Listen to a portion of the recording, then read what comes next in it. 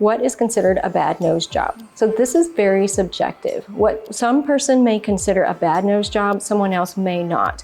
There's a lot that goes into this. There's form and function of the nose. Some reasons why people get revision rhinoplasty is maybe their breathing is worse than when they had surgery. Maybe they think their appearance of the nose is worse than before they had surgery, or there's now a deviation, or there's a little bump. These are things that people come to me and want revisions for. But a large part of cosmetic surgery is communication. And so if someone made a beautiful nose and it wasn't the nose that you wanted, you may consider that a bad nose job, while someone else would look at your before and after pictures and say, it looks amazing. So it's so subjective, that's a very difficult answer to give you.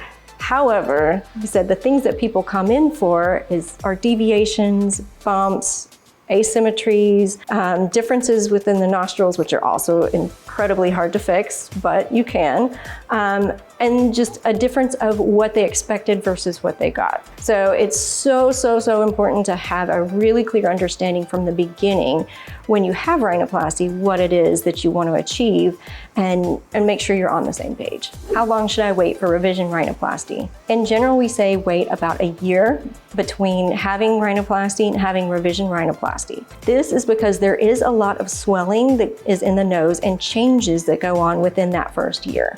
You can see day to day, week to week, the changes that go on, especially that first month. And in the first 3 months, you see like 80 to 90% of the swelling go down, but there are continued changing through that first year. So you don't want to go ahead of that schedule and go in and do surgery before we really know what the final result is going to be. Also, you're causing inflammation on top of inflammation, and you may cause any scarring issues or healing issues worse by doing surgery before you're completely ready.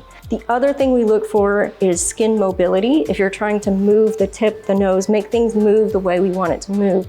If your skin is still really hard and really swollen, it doesn't move the way that we want it to. After about a year or so, you'll notice that it softens up a lot and we're able to achieve more with surgery. So those are the things that we're looking for whenever we're talking about revision rhinoplasty surgery. Is revision rhinoplasty more expensive? In general, yes, it is more expensive. This is because it is a lot more complicated than a first-time rhinoplasty. There is scar tissue that you have to be very careful with. There will be changes in anatomy that we don't 100% know what those changes are until we get in and we can see what the previous surgeon has done.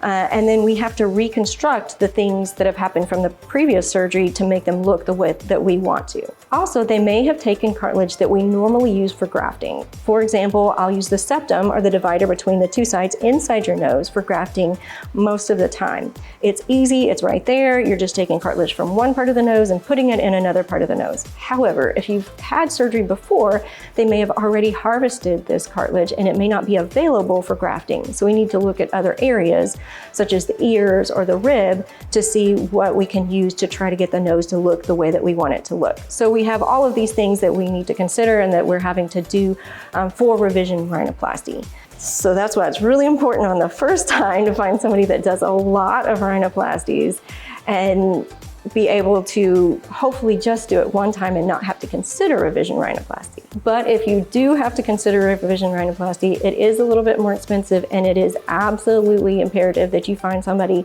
that does these all the time because it is more complicated. Have questions? Call or email anytime. I help patients like you every day. I'd love to talk and understand what you're wanting to achieve. Thanks for watching.